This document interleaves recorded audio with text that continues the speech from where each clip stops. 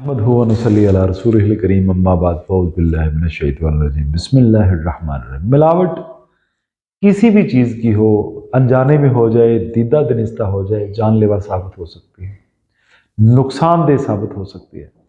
तो आज दूध के मतलब थोड़ा सा तज़किरा है। तो 5वां रोज़ा है और मोस्टली जिन लोगों के पेट खराब है, बहुत ज़्यादा लोग मेरे पास आए और जिन जिन लोगों के पेट खराब है उन लोगों ने मोस्टली दूध सोडा पिया या दूध में कोई सा भी शरबत डाल के पिया।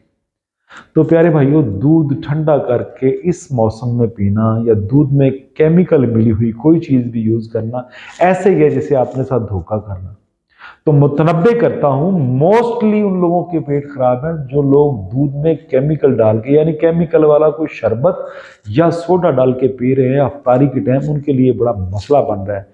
तो फ्लैजल की बोतलें भी लगवा रहे हैं, बड़े बड़े हॉस्पिटलों में भी जा रहे हैं, लेकिन अफाका नहीं हो रहा।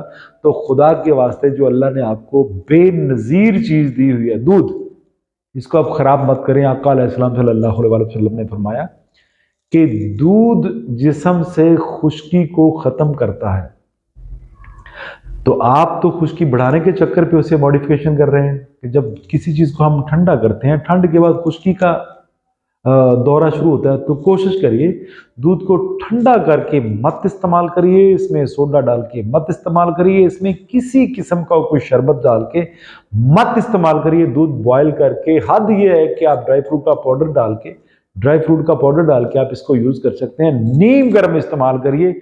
ठंडा दूध आप लोग के बस में नहीं है, पेट लूज हो रहे हैं, पेट खराब हो रहे हैं, दूसरों को पैगाम दीजिए दूध सोडा कोई भी डिश नहीं है, या दूध में शरबत डाल के पीना ये कोई भी सॉफ्ट ड्रिंक नहीं है, ये सरासर दूध के साथ जाती है, अपने साथ धोखा है। कोशिश करिए कि दूध नीम गर्म इस्तेमाल करिए, दूध सोडा और दूध में शरबत डाल के मत इस्तेमाल करें। लोगों के पेट खराब हो रहे हैं और बहुत ज़्यादा काम खराब हो रहे हैं।